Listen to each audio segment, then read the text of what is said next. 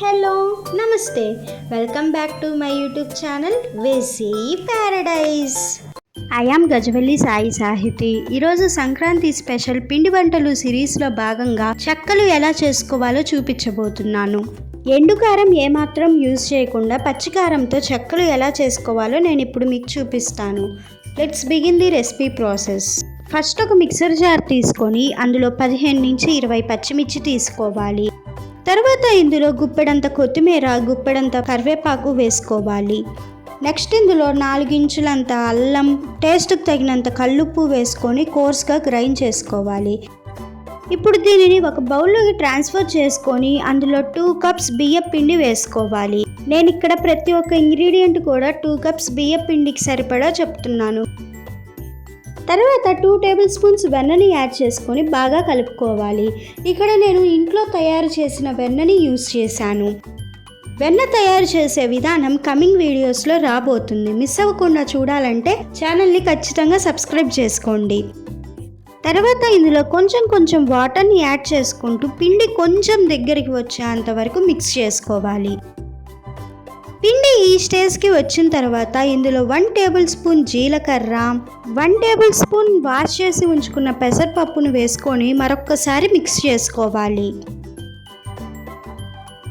In case మీరు కనుక ఎక్కువ క్వాంటిటీలో పిండిని కలుపుకున్నారు అంటే ఇదే స్టేజ్లో చిన్న ఉండల్ని చేసుకొని పక్కన పెట్టుకోండి.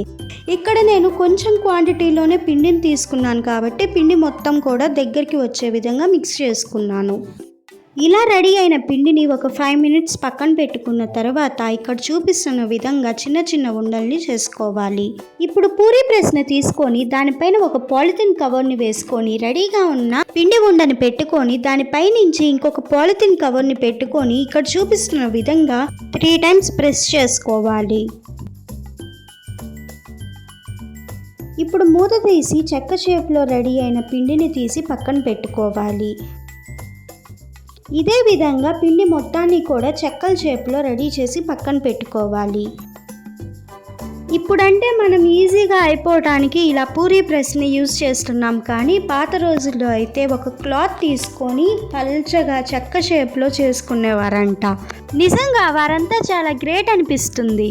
సో ఇలా రెడీ అయిన చెక్కలన్నిటినీ కూడా పక్కన పెట్టుకోవాలి.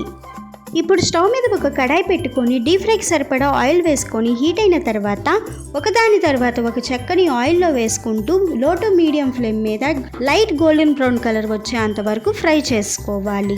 నేను చెప్పిన ప్రాసెస్ ఫాలో అయ్యారంటే చెక్కలు చాలా క్రిస్పీగా వస్తాయి. ఇలా రెడీ అయిన చెక్కలన్నిటినీ కూడా 8 కంటైనర్లో స్టోర్ చేసుకొని ఎంజాయ్ చేయండి. ఎండుకారం యూజ్ చేయకుండా పచ్చికారంతో చెక్కల ప్రాసెస్ నచ్చిందా? అయితే వెంటనే ట్రై చేసి చూడండి. Stay tuned for more interesting recipes.